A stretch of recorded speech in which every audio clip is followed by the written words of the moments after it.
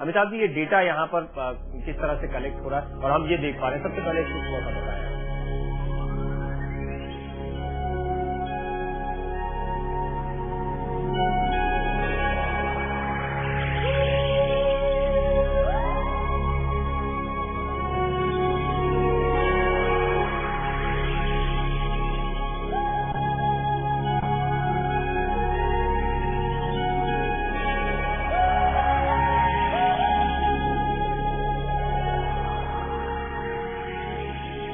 और इसके अलावा मजोबल डेजर्ट में और जगह पर सारा डाटा कलेक्ट होता है। फिर हबल का अपना एक आर्काइव बनाया हुआ है जहां से सारे वैज्ञानिक अपना डाटा लेते हैं। हबल के बारे में खास बात और ये बता दूं कि इसका डाटा इतना इम्पोर्टेंट है कि इसके ऊपर टाइम लेने के लिए आपको सालों इंतजार करना पड़ता है।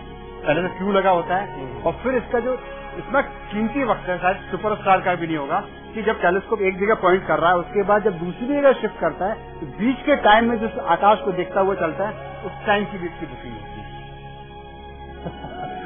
तो कल्पना करिए कोई सुपरस्टार एक जगह से दूसरी शूटिंग की साइड जा रहा है तो रास्ते में भी उसका टाइम। ये सिर्फ हबल के डेटा को कलेक्ट कर रहा है, ये सिर्फ हबल स्पेस टेलीस्कोप को डेटा कलेक्ट कर रहा है। जो और भी डेटा कलेक्ट करते हैं जो साइट है वो, उसके अलावा कि जो खासतौर पर इनका जो इन्होंने क्या हुआ है कि जो इस तरह का पूरा एक नेटवर्क बनाया हुआ है, स्पेस जितने भी मिशन हैं उनके सारे आने वाले डाटा का कलेक्शन और फिर डिस्ट्रीब्यूशन। यूरोपियन स्पेस एजेंसी भी हबल स्पेस टेलीस्कोप में उनकी भी भागीदारी है, तो वो लोग भी इस डाटा को शेयर करते हैं। तो अब ये जो आप देख रहे थे, आप इंतजार कर रहे होंगे कि आखिर ये तारों वाली तितली क्या है, आसमान में फव्वारा कैसा दिखता होगा।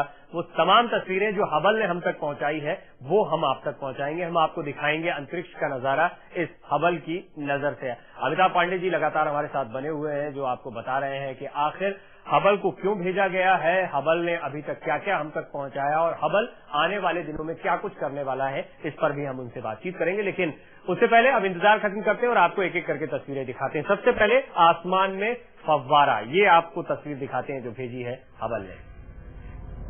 बेहद खूबसूरत तस्वीरें हबल की भेजी। हमारी एक आकाश गंगा है, ऐसी खरबों आकाश गंगा है, अरबों खरबों आकाश गंगाएं मौजूद है अंतरिक्ष में। तो इन्हीं आकाश गंगाओं में आपस में जो नाचती आकाश गंगा है ये एक दूसरे में समा रही है, एक दूसरे से टकरा रही हैं। और चक्कर में ये नहीं कि इनको कोई खतरा है, आकाश गंगाएं मर्ज हो जाती है, इससे बड़े बड़े कॉर्पोरेशन का मर्जर हो जाता है, इससे आकाश गंगाओं का भी आपस में मर्जर होता है। तो उनका ये अद्भुत नाच जो है हम एक स्लो मोशन में या बोले फ्रीज फ्रेम में देख रहे हैं। जी बहुत खूबसूरत नजारा है। ये यहाँ दूर से देखने में हबल ने तस्वीर भेजी तो एक फाउंटेन का नजारा जरूर पेश कर रहे हैं, लेकिन यहाँ पर कई पृथ्वियां होंगी, कई सूर्य होंगे, कई ग्रह, अरबों एक नहीं, एक आकाश गंगा जो ऊपर आप देख रहे हैं और एक नीचे देख रहे हैं, बगल में दाईं ओर छोटी सी आकाश गंगा देख रहे हैं। हर आकाश गंगा में मान लीजिए कि 100 अरब, 200 अरब, 400 अरब, 600 अरब तारों से बनी हुई आकाश गंगा है। और एक खास बात, इन नजारों को सिर्फ हबल स्पेस टेलीस्कोप से ही देख सकते हैं, आंखों से कभी हम नजारे देख नहीं पाएंगे तो हमारी आंखें हबल टेलीस्कोप इतनी अच्छी नहीं है।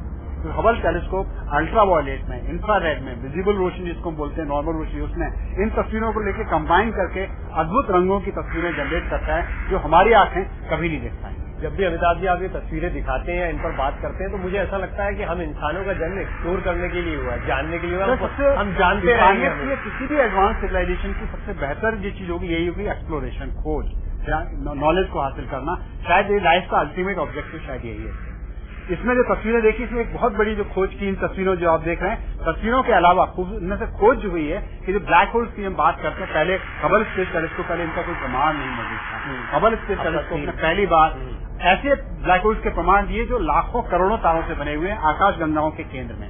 लगभग हर आकाश गंगा के केंद्र में करोड़ों तारों से बना हुआ, लाखों तारों से बना हुआ ब्लैक होल मौजूद है। हमारी आकाश गंगा मौजूद है, इनकी इसने खोज की। ऐसे तारे के नए तारे बनते हैं। पहली बार जब अंधकार विश्व की शुरुआत हुई तो अंधकार युग के खात्मा हुआ नए तारों के बनने से, उसके जो फर्स्ट स्नैपशॉट, मतलब जैसे बच्चा पहले कदम ले रहा हो, बच्चा पहली बार किलकारी भर रहा हो, ऐसे मतलब तारों की जो पहली किलकारी, उनकी जो रोशनी थी, उसकी तस्वीरें हबल स्पेस टेलीस्कोप में। चलिए, तो ये आकाश गंगाएं और इनमें कई पृथ्वियां होंगी, कई जगह जीवन होंगे। और जैसा अमिताभ जी ने कहा, हमारा जीवन जो होता है, किसी भी सभ्यता का मकसद ये होता है एक्सप्लोर करना। तो इस एक्सप्लोरेशन में थोड़ा सा और आगे बढ़ते हैं, कुछ और तस्वीरें आपको दिखाते हैं। तारों की तितली किस तरह की दिखती होगी, हबल ने क्या तस्वीरें दिखाई हैं, उन पर एक नजर आप डाल पा रहे हैं, देख पा रहे हैं। ये जो तस्वीर देख रहे हैं, इस तरह के बहुत जैसे बटरफ्लाई की शेप में, आंख की शेप में, कोई मतलब जो आवर ग्लास होता है उसकी शेप में आप देखते हैं। ये तारों की मतलब बोलना चाहिए कि राख है, जैसे ये तारों की अस्थियां होती हैं, फूल होते हैं, राख होती है, आदमी मर जाता है, ऐसे उनके अंतरिक्ष में बिखरी हुई हैं और बहुत अद्भुत खूबसूरती। क्या होगा ये, क्या बहुत बड़ा झुंड? ये तारों का एक्सप्लोजन से बने हुए जो ये इनको साइंटिफिक लैंग्वेज में प्लैनेटरी नेबुला कहा जाता है। प्लैनेट सन का कोई लेना देना नहीं है, जो एक डिस्क की तरह से दिखते थे एक छोटे टेलीस्कोप में, इसलिए इनको प्लैनेटरी नेबुला कहा गया। दरअसल ये तारों के विस्फोट से बनी हुई नेबुला है, बादल हैं जो बड़ी तेजी से छितरा रहे हैं। नए हबल टेलीस्कोप में खास इंस्ट्रूमेंट इन्हीं की स्टडीज के लिए लगाया गया है, जो अल्ट्रावायलेट रोशनी में कॉस्मिक ऑरिजिन स्पेक्ट्रोग्राफ इसका नाम दिया गया है। वो इन तारों की रोशनी का एनालिसिस करके तारों की शुरुआत और तारों के नष्ट होने दोनों की जानकारी हमको। आपने इसके इंस्ट्रूमेंट की बात की तो हम साथ ही साथ उस पर भी नजर डाल लेते हैं कि क्या क्या इंस्ट्रूमेंट लगे हुए हैं, किन चीजों से मिलकर ये हबल बना हुआ है। मुझे लगता है इस पर आप जानकारी दें, आखिर ये हबल में क्या क्या है, क्या क्या हम तक पहुंचा रहा है।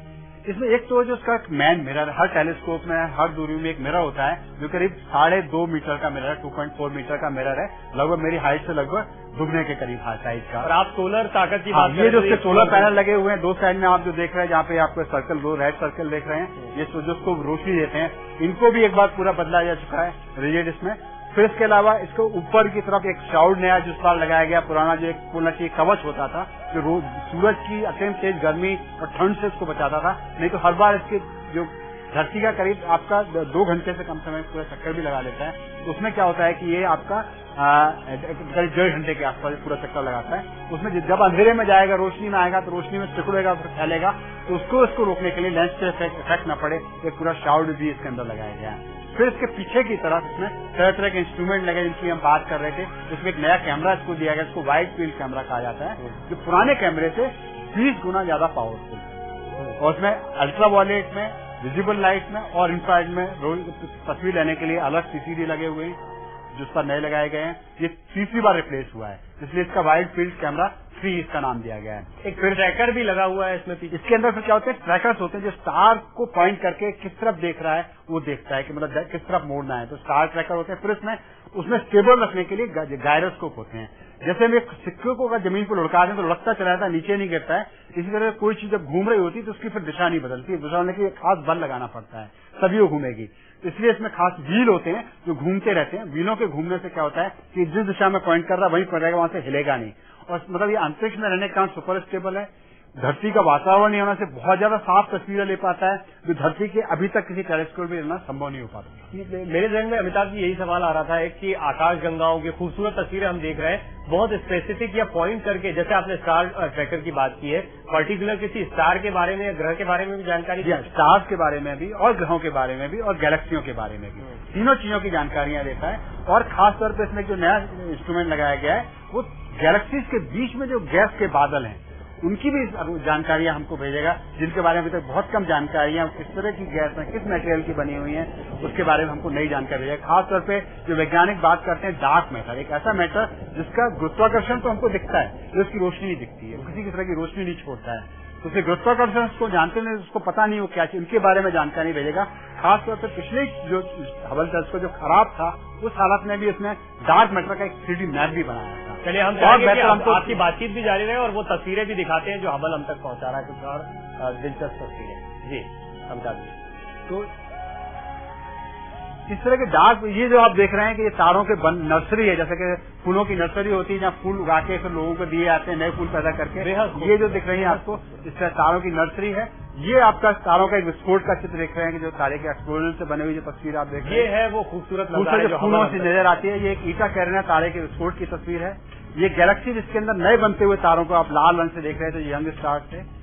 ये पूरे का आकाश, बहुत बड़ी आकाश गंगा की तस्वीर है। ये भी एक तारे के विस्फोट से बड़ी सुंदर सुंदर उसमें तस्वीरें दिखती हैं। कोई फूल जैसी दिखती है, कोई तितली जैसी दिखती है, कोई आंख जैसी दिखती है। कई बार इसके बारे में अफवाह उड़ाया जाता है कोई किसी राक्षस या भगवान की आंख है, वैसे आंख में एक तारे के विस्फोट से बनी हुई आकृति है जो हमको आंख जैसी लग रही है। हमारे सोलर सिस्टम के बारे में भी इसमें काफी सारी, इसके अंदर प्लेनेट के एटमॉस्फेयर की भी स्टडी की जा सकती है। और नए हबल स्पेस टेलीस्कोप में, इसको मैं नया हबल स्पेस टेलीस्कोप भी बोलूंगा, इसमें सारे रिपेयर और की बात, रिनोवेशन के बाद कि वो नए प्लैनेट्स के एटमॉस्फेयर का भी पता लगाएगा। और खास तौर पर जिस तरह से ये आपका जो कैप्लर मिशन भेजा गया है, उसी तरह से ये भी धरती से दुगने आकार तक के प्लैनेट्स को तारों के ऊपर से गुजरता हुआ देख पाएगा। तो ट्रांजिट मेथड कहा था, इससे नए प्लैनेट्स की भी डिस्कवरी करेगा। जैसा आपने कहा कि हम एक्सप्लोर करने के लिए बने हैं दुनिया में, कोशिश करेंगे अपनी जिंदगी में हम कितना एक्सप्लोर कर पाते हैं, कितना पता लगा पाते हैं, और इसके लिए आपकी मदद लगातार लेते रहेंगे। फिलहाल बहुत शुक्रिया, उम्मीद करते हैं आपको भी मजा आया होगा। बहुत मजा आया, खासकर हबल टेलीस्कोप के साथ यहाँ पर हम आए और खुले में बहुत किसी के लिए धरती पर बैठे बैठे वैज्ञानिक यहाँ डाटा भेजते रहते हैं, यहाँ देखते रहते हैं। हबल टेलीस्कोप के पास जाके कोई भी नहीं देखता, सिवाय जो अंतरिक्ष यात्री भी अभी बहुत बढ़िया रिपेयर करके आए। चलिए, बहुत शुक्रिया अमिताभ जी आपका।